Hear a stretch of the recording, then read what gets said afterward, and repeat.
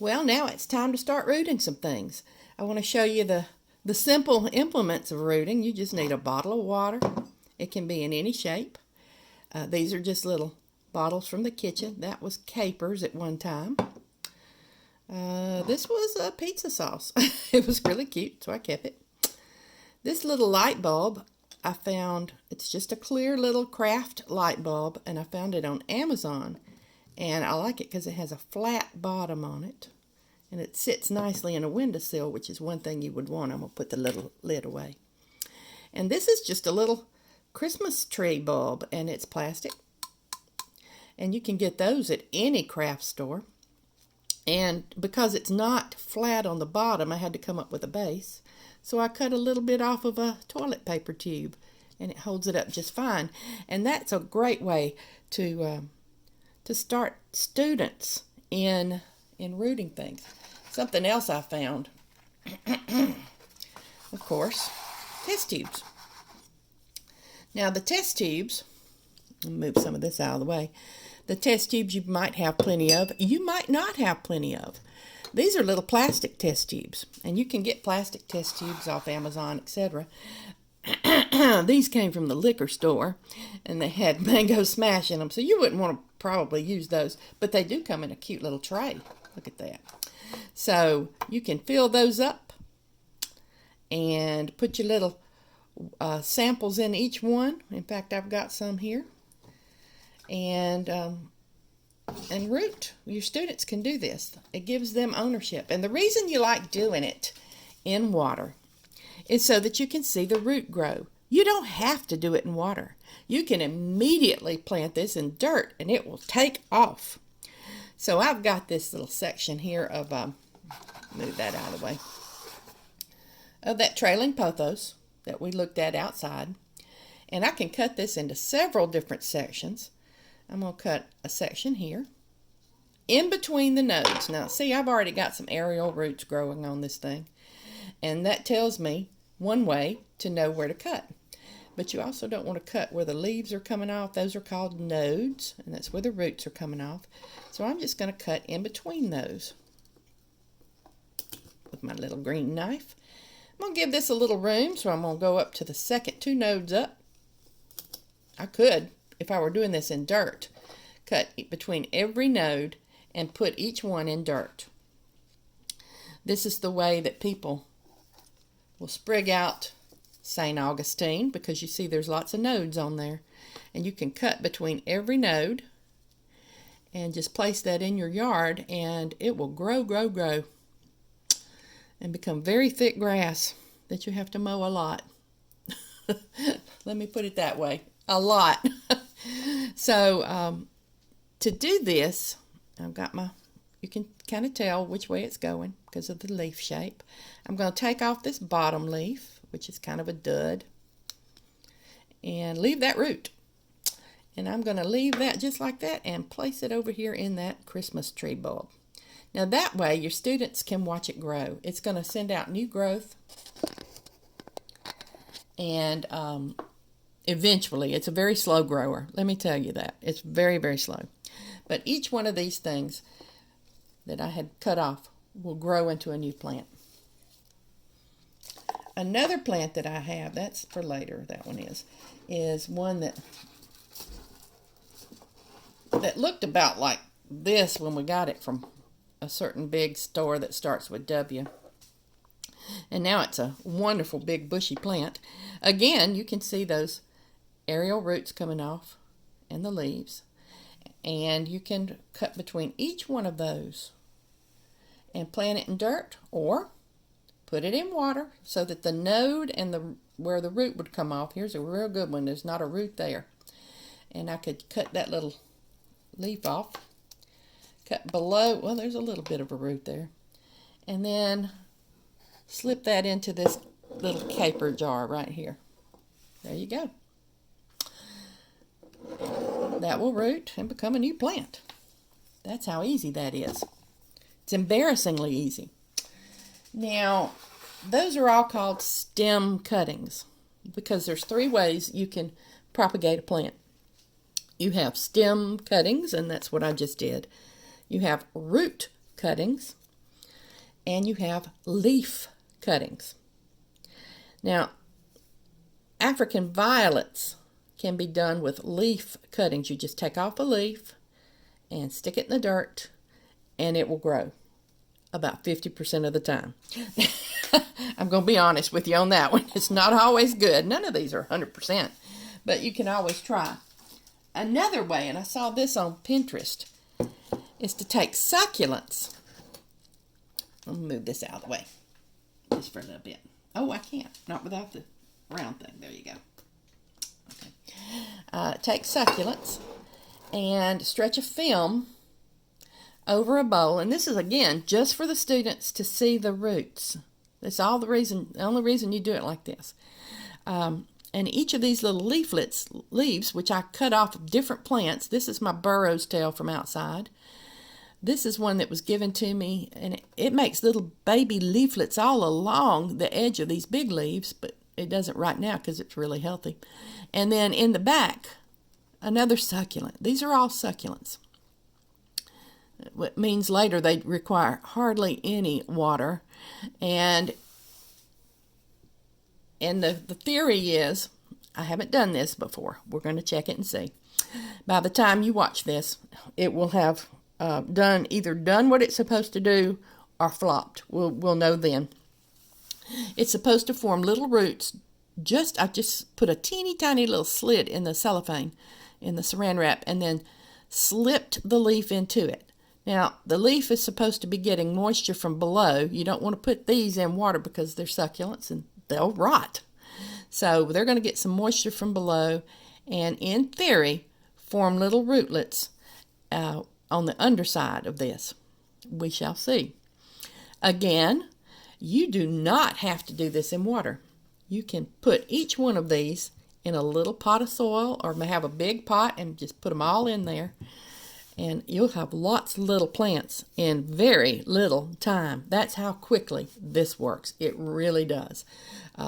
So that's a great one for students because they get to have that little plant. They've made a leaf cutting, and it's a hardy little plant. In fact, the one in the back is what is known as hen and chicks. And these grow all winter outside in rock gardens. So that's a good hardy little plant. And it can take a lot of drought because it stores water in its leaves. As you can see, that's a nice thick leaf. So let me move that out of the way and bring up another friend. Now, you might think that this is my example of a root cutting. And I wish it were, but it's not. It's an Irish potato. And a white or Irish potato is actually not a root. It's a stem, an underground stem. And one way we know that is because of the buds that come out of it. Just like the buds on these plants, it's like a squash little stem, come out. And it exhibits the same kind of qualities as a stem above ground if you leave it in the sunshine. If you were to skim off very thinly this particular skin on the potato, and you may have done this at sometimes when you were peeled potatoes, you may have noticed a little layer of green underneath. Well, that little layer of green is chlorophyll, and chlorophyll only occurs in the parts of plants that are traditionally above ground. Roots don't have chlorophyll. Think about that. Another reason we know it's a stem is because of the arrangement of the xylem and phloem bundles in this. It's going way beyond what we needed to go, but it's a little bit of botany. It's different from the xylem and phloem bundles of the root of a plant. So, this is the whole point of this. This is a really good way to garden. It teaches kids a lot about making their own food, being a little independent of some stores. This little potato, as you see, most people would throw that away. But in the summertime, you can take this little guy and plant it. Now, I have some options on planting. You can plant the whole potato, and you would probably get one plant. Or I can cut that potato up into several little pieces with each one containing an eye or a bud. You can see the eye right there. That's an eye. Maybe you can see that. I'll get that in the light. Yeah, you can see that eye. And let them harden off overnight, which means just dry out a little bit. And then plant them in the ground. And if you're anxious, you don't even have to wait overnight. You can just go ahead and do it with the students. That's a great way to do it. So let me do that. You can see there's lots of little eyes on here. I can cut. I guess I'm going to cut this way first. This one's like leather. And I can cut that apart right there. See, I'm trying to leave some of that. And then I can cut right beside that. So I've left that little eye right there. That little eye will become a new plant. That's going to become a new plant. This part will become a new plant. This part here will be a new plant. Let me just go ahead and give this one a big one here. This will become a new plant. Here's another. Will become a new plant. There's another, a new plant. So instead of having one plant from one whole potato, I've now got 1, 2, 3, 4, 5, 6, 7 plants that are there. Now, each potato may make anywhere from 10 to 12 potatoes underneath. It could be more, could be less. So instead of having just 10 to 12 potatoes, I've got 7, so let's say 70 to 80 potatoes. I've just increased my yield. Now, the reason this works is something called apical dominance and a hormone in one of these buds called auxin. That auxin inhibits the growth of the other buds. And it will take the major or dominant bud, the dominant apical dominance, will grow, and keep the others from growing. This happens all the time outside on our trees and on our shrubs. You can, and right now it's perfect time to see an example of it with the chrysanthemums. The chrysanthemums were all starting to be grown way back in the spring. And when they got to a certain height, they were shaved across the top because they were removing their apical meristems at the very top because they were growing up tall and scraggly. But that doesn't sell well. So we take the top off, just cut the top of them off, level them off. And I don't know when they do that, maybe around July, maybe June.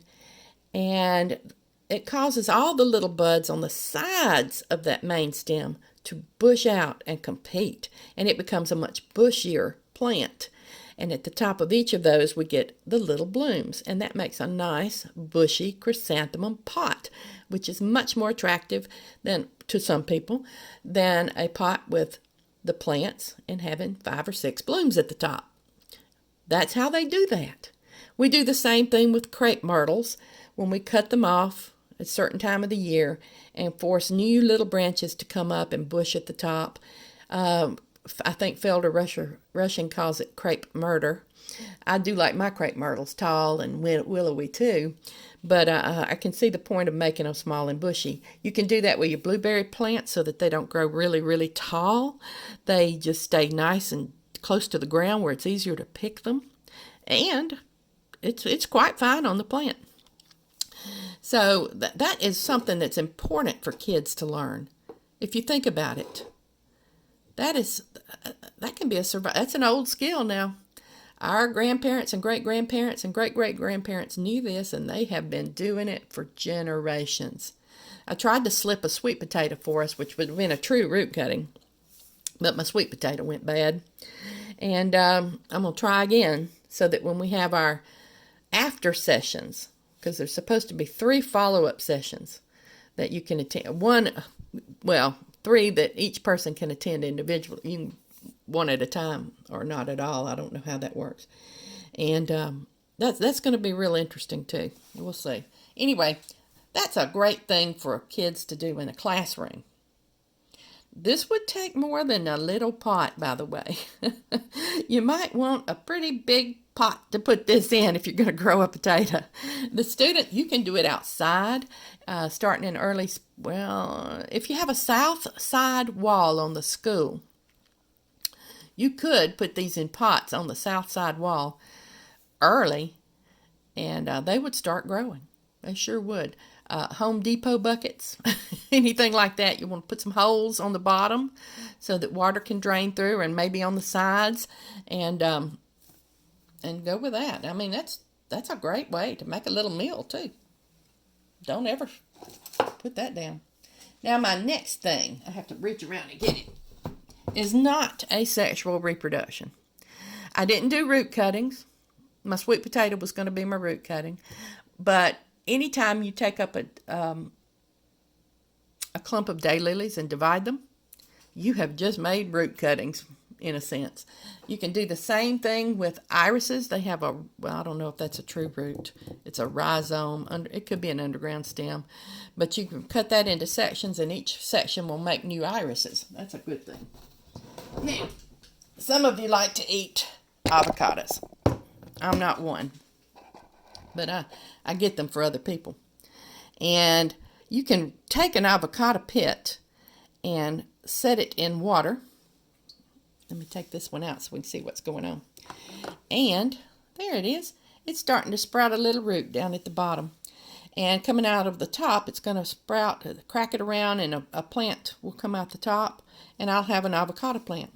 You do not have to do what I did. I found these cute little floaters. I don't know where I found those, but they were cute little avocado floaters. So you can do this very thing. I bet we could do something else to get that too, though. And just set it down in there. But you can just take 3 toothpicks, put them in around the edges, one there, and one on the other side, and just suspend this in a jar, and keep the water up about halfway, or a third of the way up, and it will do this very same thing. So I'm just waiting for this to start doing its thing. It's so cute, and it's quite nice looking in that. Let me look at that. See how pretty? So maybe by the time we have our follow-up sessions, it will have put up a little shoot so that we can look at that. Let me move him out of the way now. And my last one, actually I've got 2. I forgot about Mahoya. There's Mahoya. That was the vine outside that had the beautiful pink flower. I'll put a picture of that pink flower up on this presentation so you can see it. And it is a tough vine. It grows very, very slowly, and it will also root. So all I have to do with that is stick that in the water. And it's going to root. Trust me, it will root.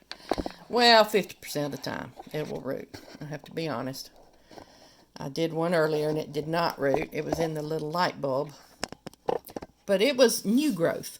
So I went back out and I decided to try old growth. Now, for another little bit of non-asexual reproduction, which means it's sexual reproduction. This is the old spider plant. You can see it's already got some on it. Now, I can't say that these are root cuttings because there were flowers all along here. There's seeds. And these guys just grow on their parent plant with seeds. Now, the point of this, having these long runners like this, is to get the offspring away from the parent plant. So it makes 3 foot, 4 foot runners. And if this were in a natural situation, then this would be on the ground, and this would lay down on the ground, and that plant would take root, and it would make babies and send off runners, and then their babies. So you'd have an entire mass of these spider plants. Old timers would have called these walking plants because they would send out little walkers. I've even got some onions that do this, where they have make little onion bulbs at the very top of the onions, a little flower, and it bulbs, and then it falls over and it hits the ground, and that comes up as new plants. So that's another way. And there's a walking iris out there that does the same thing in my yard. But to make this a fun activity for students, again, it's so easy. You just take it off. Bring my little water over here, my little light bulb, and stick it in the water. You have to have the roots in the water, so I'm going to have to go down. I didn't put enough water in to keep it up. And you would want to bring the water higher up. There you have it. You could do that in the light bulb. You could do that in the test tube. It'd be a great way to show students how roots form and how new plants can form. And it's not truly asexual reproduction, but it is plant reproduction. And that's another neat way, because it did form from a seed. There's that little seed right there. Right there. My hands are shaking. That's called old age. Okay. I think I've pretty much covered this. You might have some questions about it later, and if you do, we'll talk about that. So I'm signing off for now, and thank you so much.